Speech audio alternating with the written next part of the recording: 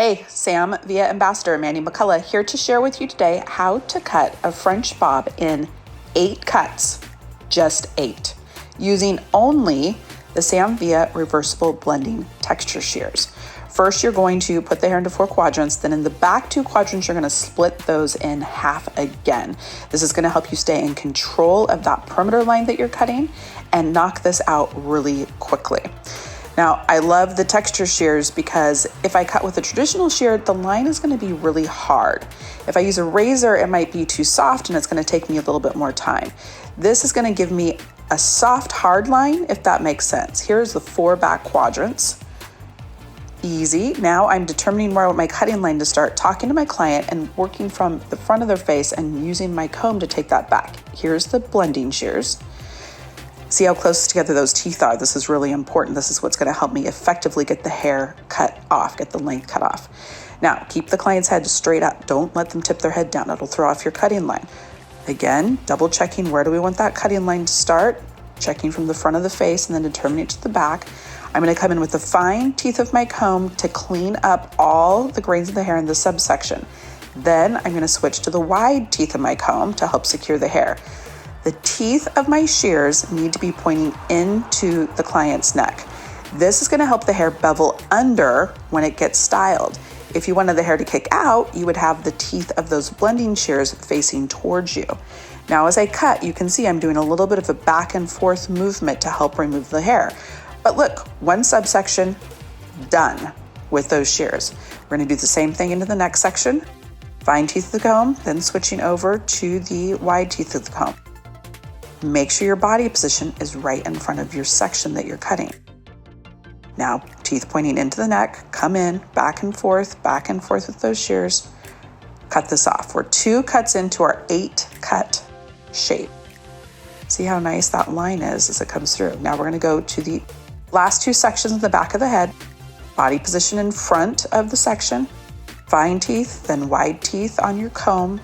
Come in, back and forth with those shears. Done. Here's our last section. So we're 4 cuts in. We're halfway done with this haircut. How fast is this? Same thing that we did on the other side. Make sure you don't have any over direction. Your body position is going to be key. Keeping your body right in front of your section is going to help keep that line straight. All right, we're halfway in. The back is done. Now let's go to the sides. Now, what we want you to do is find your ocular bone, take a vertical line straight up to the hairline and subsection that front fringe area out of the way. This is going to isolate just the side because we are going to do a little face framing later in this cut. Body position, secure the hair, come in with your texture shears. Look at that.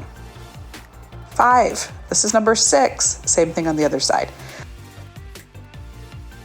Cutting these shapes should just be easy. If you know the principles and if you know how to subsection and use the right tool, you don't have to spend a lot of time. And this is going to help you get a nice, clean, even shape. Now we're going to go into, well, first, yes, just look at how pretty that back looks. So nice. Now let's go to the front. Center part, stand on the opposite side of the section you're going to be cutting.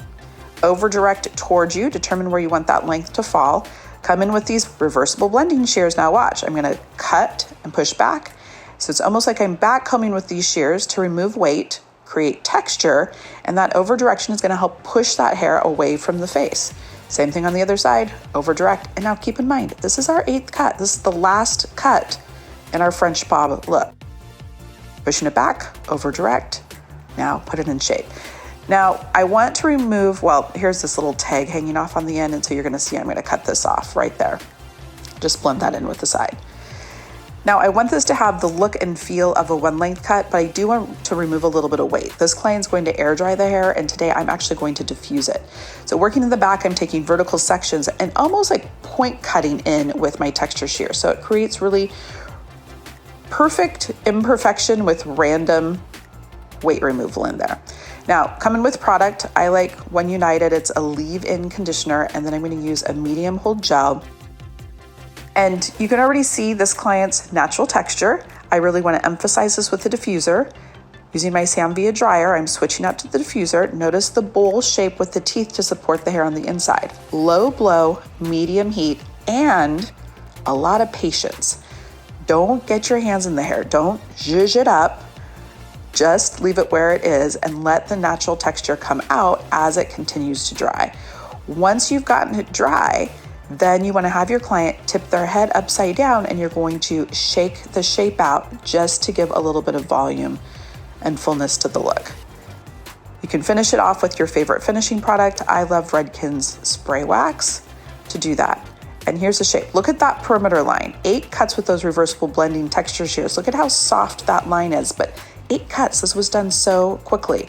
Diffuse dry for your client. Super easy, super fast.